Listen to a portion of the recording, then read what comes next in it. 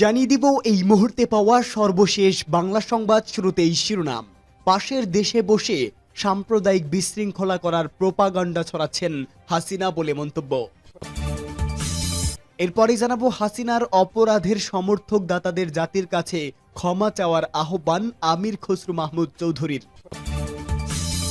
এরপরেই জানিয়ে দিব সরকার পতনের আন্দোলনের মাস্টারমাইন্ড তারেক রহমান বলে মন্তব্য। জানাবো ইনসাফ কায়েম না হওয়া পর্যন্ত আন্দোলন চলবে জামায়াত আমির। এবং সর্বশেষ জানাবো কেউ দল গঠন করতে চাইলে বাধা নেই বলে মন্তব্য আব্দুল মঈন খান। পাশের দেশে বসে সাম্প্রদায়িক বিশৃঙ্খলা করার প্রোপাগান্ডা ছড়াচ্ছে। সাংস্কৃতিক বিষয়ক উপদেষ্টা মোস্তফা সরোয়ার ফারুকী বলেছেন, জুলাই মাসে যে গণ অভ্যুত্থান হয়েছে এটি কিন্তু এক বা দুদিনের ঘটনা নয়, 16 বছরের ক্ষোভ। আর এ কারণেই আজ ফ্যাসিস্ট সরকার পাশের দেশে পালিয়ে গেছে। তারা আজ পাশের দেশে বসে কিভাবে দেশে সাম্প্রদায়িক বিশৃঙ্খলা করা যায় সেই প্রোপাগান্ডাই ছড়াচ্ছে। আমাদের সতর্ক থেকে তার মোকাবেলা করতে হবে। নারায়ণগঞ্জের সোনারগাঁওয়ে বাংলাদেশ লোক ও কারুশিল্প ফাউন্ডেশন কর্তৃক মাসব্যাপী লোকজ উৎসবের উদ্বোধনী অনুষ্ঠানে প্রধান অতিথির বক্তব্যে তিনি এসব কথা বলেন। মোস্তফার সরোয়ার ফারুকী বলেন, আমি মনে করি বাংলাদেশের মানুষ বুঝতে শুরু করেছে সাংস্কৃতিকভাবে বাংলাদেশকে দুই ভাগে ভাগ করা যাবে না। এটি অত্যন্ত বিপজ্জনক খেলা। এই খেলা কিংবা এই ফাঁদে বাংলাদেশের মানুষ পা দেবে না। আপনারা ও বিপজ্জনক খেলার ফাঁদ থেকে সতর্ক থাকবেন। বাংলাদেশ লোক ও কারুশিল্প ফাউন্ডেশনের পরিচালক কাজী মাহবুবুল আলমের সভাপতিত্বে অতিথি হিসাবে উপস্থিত ছিলেন সংস্কৃতি বিষয়ক মন্ত্রণালয়ের সচিব মোহাম্মদ মাফিদুর রহমান, জেলা প্রশাসক জাহিদুল ইসলাম মিয়া, পুলিশ সুপার প্রত্যুষ কুমার মজুমদার, উপজেলা নির্বাহী কর্মকর্তা ফারজানা রহমান, বিএনপির কেন্দ্রীয় কমিটির নির্বাহী সদস্য, উপজেলা বিএনপি সভাপতি আজহারুল ইসলাম মান্না, জামায়াত ইসলামের কেন্দ্রীয় শুরা সদস্য ডক্টর ইকবাল হোসেন সহ বিভিন্ন রাজনৈতিক দলের নেতৃবৃন্দ ও দর্শনার্থীরা। হাসিনার অপরাধের সমর্থনদাতাদের জাতির কাছে ক্ষমা চাওয়ার আহ্বান আমির খসরুর।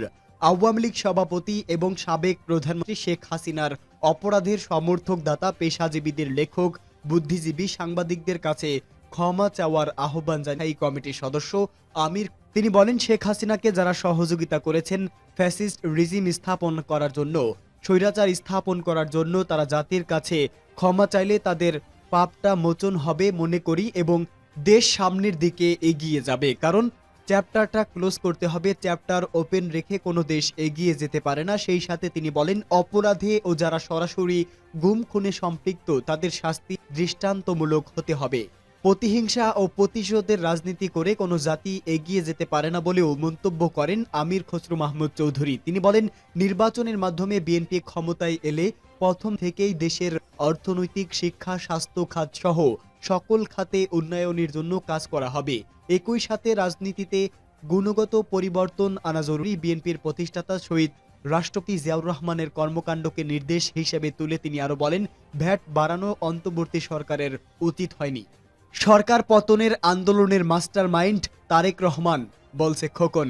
বিএনপি যুগ্ম মহাসচিব খায়রুল কবির খোকন বলেছে, সরকার পতনের আন্দোলনের মাস্টারমাইন্ড তারেক রহমান। তিনি নেপথ্যের কারিগর না, প্রকাশ্যের কারিগর বলা যায়। তিনি 6000 কিলোমিটার দূরে থেকেও বাংলাদেশের জনগণের পাশে থেকেছে বলেছেন টেক ব্যাক বাংলাদেশ। দুপুরে নরসিংদীর চিনিশপুরস্থ জেলা বিএনপির কার্যালয়ে বিএনপির প্রতিষ্ঠা ও সাবেক রাষ্ট্রপতি জিয়াউর রহমানের 89তম জন্মবার্ষিকী উপলক্ষে আয়োজিত কম্বল বিতরণী অনুষ্ঠানে প্রধান অতিথির বক্তব্যে তিনি একথা বলেন। খায়রুল কবির খোকন বলেন, বৈষম্য বিরোধী ছাত্র আন্দোলনকারীরা সরকার পতনের আন্দোলন করেনি, তারা কোটা বিরোধী আন্দোলন ছিল। তারা 3 তারিখে এক দফা আন্দোলন গিয়েছিল। বিএনপি অনেক আগেই সরকার পতনের এক দফা আন্দোলনে গিয়েছিল। শেখ পরিবারের দুর্নীতি প্রসঙ্গে তিনি বলেন, শুধু দেশ নয়, শেখ পরিবারের লোকজন যেখানে গিয়েছে সেখানেই ক্যান্সারের মতো দুর্নীতি ছড়িয়ে পড়েছে, যার কারণে ব্রিটিশ মন্ত্রিসভা থেকে পদত্যাগ করতে বাধ্য হয়েছে টিউলিপ। যাদের রক্তের মধ্যেই দুর্নীতি, তারা দেশ থেকে বিলিয়ন বিলিয়ন দুর্নীতি করেছে। ইতোমধ্যেই $300 বিলিয়ন দুর্নীতির তথ্য পেয়েছে FBI। এসব দুর্নীতিতে পুতুল, সজীব ওয়াজেদ জয় সহ পুরো শেখ পরিবার ও তাদের এমপিরা অংশ। ইনসাফ কায়েম না হওয়া পর্যন্ত আন্দোলন চলবে, জামায়াত আমিরের বার্তা।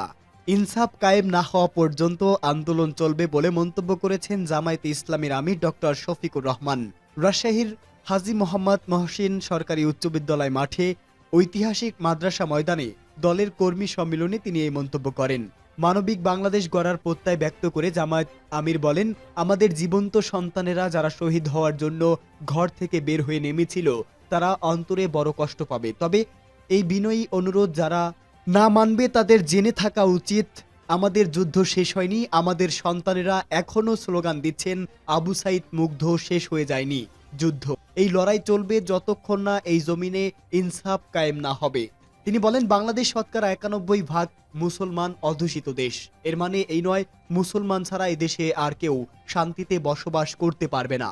জামায়াতের উপর নির্যাতনের বর্ণনা দিয়ে দলটির আমির বলেন, 15.5 বছর খুন গুম করে ওদের পিপাসা নিবারণ হয়নি। শেষ পর্যন্ত 24-এর 1 জুলাই থেকে 5 আগস্ট পর্যন্ত এই সময়টায় তারা সারা দেশে মহাতাণ্ডব চালিয়েছে। কি চেয়েছিল আমাদের কলিজার টুকরো সন্তানেরা? কি এমন ছিল তাদের দাবি? তারা গদি ধরে টান দেননি, তারা বলেছিল কোটা রাখেন, তবে সংযুক্তিসঙ্গত সংস্কার করে। সহ্য হলো না, মুগর বাহিনীকে ঢুকে দিল। এরা বিশ্ববিদ্যালয়ে প্রবেশ করে ছেলেদের তো পেটালোই, কলিজার টুকরো মেয়েদেরও পেটানো হলো। ফায়ার ওপেন করলো। এরা যেন মানুষ নয়। কতজন আদম কেউ হিসাব দিতে পারবে না। আমরা যেখানেই শহীদের খবর পেয়েছি ছুটে গিয়েছি, সবার কাছে যেতে পারিনি, কারণ সবার খোঁজ পাওয়া যায়নি। যারা রক্ত দিয়ে আজকের এই পরিবেশ দিয়ে গেছে তাদের রক্তের কাছে আমরা সারা জীবন কৃতজ্ঞ। শহীদদের কোনো দলীয় পরিচয় নয় উল্লেখ করে শফিকুর রহমান বলেন, সাংবাদিকদের প্রশ্ন করেন, আপনাদের দলের কয়জন শহীদ হয়েছে? আমি বলেছি, যারা শহীদ হয়েছেন আমরা তাদের দলের মানুষ, যারা শহীদ হয়েছেন তারা সবাই আমাদের দলের মানুষ। জামায়াতে ইসলামী হিসাবে আমাদের দল নয়, মানব জাতি হিসাবে আমাদের দল। তাদের কোনো দলীয় পরিচয়ে আমরা সংকীর্ণ পরিসরে নামতে চাই না। তারা আমাদের জাতীয় সম্পদ, জাতীয় বীর, তাদের মাথার উপর শ্রদ্ধায় তুলে রাখতে চাই। কেউ দল গঠন করতে চাইলে বাধা নেই বলে মন্তব্য ডক্টর আব্দুল মঈন খানের। বিএনপির স্থায়ী কমিটির সদস্য ডক্টর আব্দুল মঈন খান বলেছেন, আওয়ামী লীগের মতো ব্যালট চুরি করে দিনের ভোট রাতে করা দেশের মানুষ তা কখনো স্বীকার করেনি। পরে যারাই ক্ষমতায় আসবে তারাই সংস্কার বা অন্য কাজ করবে। কেউ দল গঠন করতে চাইলে করবে, এখানে কোনো বাধা নেই।